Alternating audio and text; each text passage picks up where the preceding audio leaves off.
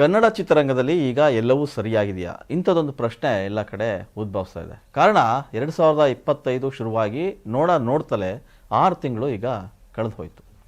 ಅರ್ಧ ವರ್ಷದಲ್ಲಿ ಸಿನಿಮಾ ಸಾಧನೆ ಬಗ್ಗೆ ಹೇಳೋದಾದರೆ ನಿಜಕ್ಕೂ ಕನ್ನಡ ಚಿತ್ರರಂಗ ಸಾಧನೆ ಮಾಡಿದೆಯಾ? ಇಲ್ಲ. ಹೇಳೋದಾದರೆ ಅದು ಶೂನ್ಯ.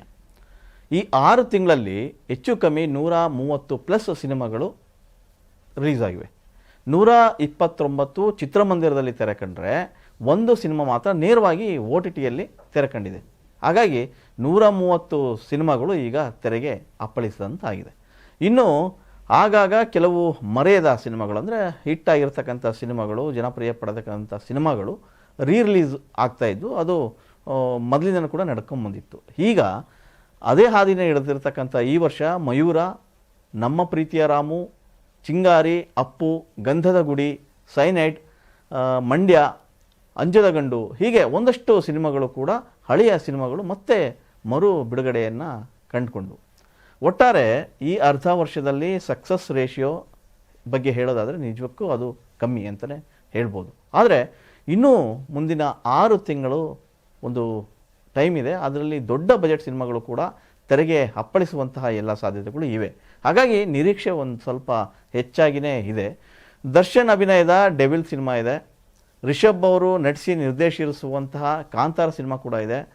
ಧ್ರುವ ಸರ್ಜಾ ನಟಿಸಿರುವ ಮತ್ತು ಜೋಗಿ ಪ್ರೇಮ್ ಅವರು ನಿರ್ದೇಶನ ಮಾಡಿರ್ತಕ್ಕಂಥ KD ಸಿನಿಮಾ, ಈ 3 ಸಿನಿಮಾಗಳು ಸದ್ಯ ಇಂಡಸ್ಟ್ರಿಯಲ್ಲಿ ಮ್ಯಾಜಿಕ್ ಮಾಡುವಂತಹ ಭರವಸೆಯನ್ನು ಮೂಡಿಸಿವೆ. ಸದ್ಯಕ್ಕೆ ಈ 3 ಸಿನಿಮಾಗಳ ಮೇಲೆ ಎಲ್ಲರ ಮೇಲೂ ಕೂಡ ಒಂದಷ್ಟು ನಿರೀಕ್ಷೆ ಇದೆ. ಈ ವಾರ ಕೂಡ ಯಾವುದೇ ನಿರೀಕ್ಷೆಯ ಸಿನಿಮಾಗಳು ಇಲ್ಲ. ಹಾಗಾಗಿ ಒಂದಷ್ಟು ಸಿನಿಮಾಗಳು ಕೂಡ ಮತ್ತೆ ಮರು ಬಿಡುಗಡೆ ಆಗೋದಕ್ಕೆ ರೆಡಿಯಾಗಿವೆ. ಈಗಾಗಲೇ ರಿಲೀಸ್ ಆಗಿರ್ತಕ್ಕಂಥ ಸಿನಿಮಾ ಹೆಬ್ಬುಲಿ ಕಟ್ ಆಗಿರ್ಬೋದು, ರಂಗಿತರಂಗ ಸಕ್ಸಸ್ ಕಂಡಂಥ cinema, capital city, Tapasvi, pen drive, Kapata Nataka ಸೂತ್ರಧಾರಿ, ಹೀಗೆ ಇನ್ನೊಂದಿಷ್ಟು ಸಿನಿಮಾಗಳು ಕೂಡ ಮತ್ತೆ ಅವು ಮರು ಬಿಡುಗಡೆಯನ್ನು ಘೋಷಣೆ ಮಾಡಿವೆ. ಇನ್ನು ಕನ್ನಡ ಚಿತ್ರರಂಗ ಕಳೆದ 2 ವರ್ಷಗಳಿಂದ ಸೊರಗಿದ್ದು ನಿಮಗೆಲ್ರಿಗೂ ಗೊತ್ತೇ ಇದೆ. ಪ್ಯಾನ್ ಇಂಡಿಯಾ ಸಿನಿಮಾ ಅಂತ ಅಬ್ಬರಿಸಿದಂಥ ಒಂದಷ್ಟು ಸಿನಿಮಾಗಳು ಕೂಡ ಸಂಪೂರ್ಣ ನೆಲಕಚ್ಚಿ ಹೋದವು. ಈ ಮೊದಲು ಏನು 6 ತಿಂಗಳು ಬಂತು, ಒಂದೇ ಒಂದು ಸಿನಿಮಾ ಕೂಡ ಹಿಟ್ ಲಿಸ್ಟು ಸೇರಲಿಲ್ಲ. ಆ ಬೇಸರ ಕೂಡ ಒಂದಿಷ್ಟು ಸಿನಿಮಾ ಪಂಡಿತರಲ್ಲೂ ಕೂಡ ಇದೆ, ಸಿನಿಮಾ ಮಂದಿರಲ್ಲೂ ಕೂಡ ಇದೆ. 2024 ಡಿಸೆಂಬರ್ 25 ಒಂದು ರಿಲೀಸ್ ಆಯಿತು, ಕಿಚ್ಚ ಸುದೀಪ್ ಅವರು ಅಭಿನಯಿಸಿದಂಥ ಮ್ಯಾಕ್ಸ್. ಆ ಸಿನಿಮಾ ಬಿಟ್ಟರೆ ಮತ್ತೊಂದು ಅಟ್ಲೀಸ್ಟ್ ಒಂದು ಆವ್ರೇಜ್ ಹಿಟ್ಟು ನೋಡಬೇಕು ಅಂತ ಕಾಯೋದಕ್ಕೆ ಹೆಚ್ಚು ಕಮ್ಮಿ 6 ತಿಂಗಳು ಬೇಕಾಯಿತು. ಸದ್ಯ ಸಮಾಧಾನದ ವಿಷಯ ಅಂದರೆ ಒಂದು ಸಿನಿಮಾ ಥಿಯೇಟರ್ನಲ್ಲಿ 25 ದಿನಗಳನ್ನು ಪೂರೈಸೋದು ಅನ್ನೋದಿದೆಯಲ್ಲ, ಅದು ಈಗಿನ ಕಾಲಕ್ಕೆ ಕಷ್ಟ. ಈಗ ವಿನೋದ್ ಪ್ರಭಾಕರ್ ಅಭಿನಯಿಸಿರ್ತಕ್ಕಂಥ ಮಾದೇವ ಸಿನಿಮಾ ಯಶಸ್ವಿಯಾಗಿ 25 ದಿನಗಳನ್ನು ಪೂರೈಸಿದೆ, ಸಕ್ಸಸ್ ಮೀಟು ಕೂಡ ಮಾಡಿದೆ. ಇದು ಒಂದು ಖುಷಿಯ ವಿಚಾರ. ಸ್ಯಾಂಡಲ್ವುಡ್ನ ವಿತರಕರ ಪ್ರಕಾರ ಈ ಸಿನಿಮಾ 25 ದಿನಗಳ ಬಳಿಕವೂ ಕೂಡ 100ಕ್ಕೂ ಹೆಚ್ಚು ಚಿತ್ರಮಂದಿರಗಳಲ್ಲಿ ಪ್ರದರ್ಶನವನ್ನು ಕಾಣ್ತಾ ಇದೆ. ಸೊ ಇದೊಂದು ರೀತಿ ಎಲ್ರಿಗೂ ಕೂಡ ಸಂತಸ ವಿಷಯ ಅಂತಲೇ ಹೇಳ್ಬೋದು. ಹಾಗೆ ನೋಡಿದ್ರೆ ಈ ಸಿನಿಮಾ ಈ ವರ್ಷದ ಮೊದಲ ಗೆಲುವು ಅಂತ ಹೇಳ್ಬೋದೇನೋ ಗೊತ್ತಿಲ್ಲ, ಇರ್ಬೋದು. ಇಷ್ಟು 6 ತಿಂಗಳಲ್ಲೂ ಕೂಡ ಈ ರೀತಿಯ ಒಂದು ಸಕ್ಸಸ್ ಕಂಡಿರಲಿಲ್ಲ ಯಾವ ಸಿನಿಮಾನು. ಸದ್ಯ ಮಾದೇವ 25 ದಿನಗಳನ್ನು ಪೂರೈಸಿ ಸದ್ಯಕ್ಕೆ ಗೆಲುವಿನ ನಗೆಯನ್ನು ಬೀರಿದೆ. ಕನ್ನಡ ಚಿತ್ರರಂಗಕ್ಕೆ ಈಗ ಈ ಗೆಲುವಿನ ಮೂಲಕ ಒಂದಷ್ಟು ಸಮಾಧಾನ ತಂದಿದೆ ಕೂಡ ಅನ್ಬೋದು. ಹಾಗೆ ನೋಡಿದರೆ ಮದವ ಏನು ವಿನೋದ್ ಪ್ರಭಾಕರ್ ಅವರ ಅಭಿನಯದ ಮಾದೇವ ಸಿನಿಮಾ ಸಾಕಷ್ಟು ಕಲೆಕ್ಷನ್ ಕೂಡ ಮಾಡಿತ್ತು. ಮೊದಲ ವಾರ ಗ್ರಾಸ್ ಕಲೆಕ್ಷನ್ನು 1,86,00,000 ಆದರೆ ನೆಟ್ 1.49 ಆಗಿದೆ.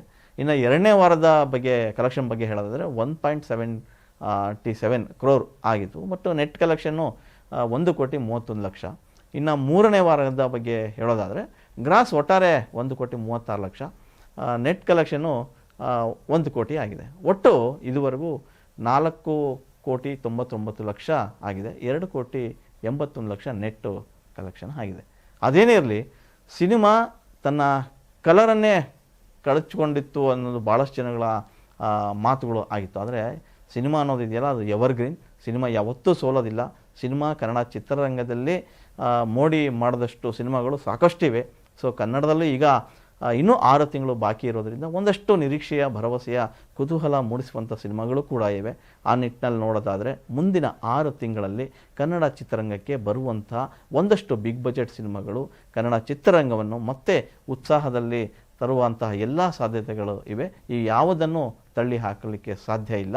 ಅದೇನೇ ಇರಲಿ, ಕನ್ನಡ ಚಿತ್ರರಂಗ ಕತೆ ಮುಗೀತು, ಕನ್ನಡ ಚಿತ್ರರಂಗ ಇನ್ನು ಸೋಲಿನ ದವಡಿಯಲ್ಲಿ ಸಿಲುಕೋಯ್ತು, ಇನ್ನು ಮತ್ತೆ ಮೇಲೆದ್ದೇಳೋದಕ್ಕೆ ತುಂಬ ಕಷ್ಟ ಅಂತ ಮಾತುಗಳನ್ನು ಆಡ್ತಾ ಇದ್ದವರಿಗೆ ಮುಂದಿನ 3 ಸಿನಿಮಾಗಳು ತಕ್ಕ ಉತ್ತರ ಕೊಡ್ತವೆ ಅಂತ ಕೂಡ ಎಲ್ಲರ ಆಶಯ. ಅದೇನೇ ಇರಲಿ, ಕನ್ನಡ ಚಿತ್ರರಂಗದಲ್ಲಿ ಪ್ರತಿ ವರ್ಷ 200+ ಸಿನಿಮಾಗಳು ರಿಲೀಸ್ ಆಗ್ತಾಯಿದ್ವು. ಸೊ ಈ ವರ್ಷ 6 ತಿಂಗಳಾಗಿದೆ, 130 ಸಿನಿಮಾ ಆಗಿದೆ. ಸೊ ಇನ್ನೂ 6 ತಿಂಗಳಲ್ಲಿ 100 ಸಿನಿಮಾ ರಿಲೀಸ್ ಆಗ್ಬೋದು. ಆದರೆ ಸಕ್ಸಸ್ ರೇಷಿಯೋ ಕಮ್ಮಿ ಇದೆ. ಸೊ ಅದನ್ನು ಸರಿದೂಗಿಸೋದಕ್ಕೆ ಬರುವಂತಹ ಸ್ಟಾರ್ ಸಿನಿಮಾಗಳು ಎಲ್ಲ ಗೆಲುವನ್ನು ತಂದುಕೊಡ್ತವೆ ಅಂತ ಕೂಡ ಸಿನಿಮಾ ಮಂದಿ ಕಾಯ್ತಾ ಇದ್ದಾರೆ. ಅದು ಆದಷ್ಟು ಬೇಗ ಆ ಸಿನಿಮಾಗಳನ್ನು ಕಾಣೋದಕ್ಕೆ ಒಂದಿಷ್ಟು ಜನ ತುದಿಗಾಲ ಮೇಲೆ ನಿಂತಿರೋದಂತೂ ಸಹಜ. ಕನ್ನಡ ಚಿತ್ರರಂಗಕ್ಕೆ ಅದು ಆಕ್ಸಿಜನ್ ಆಗ್ತವಾ ಅನ್ನೋದನ್ನು ಕಾದು ನೋಡಬೇಕಾಗಿದೆ.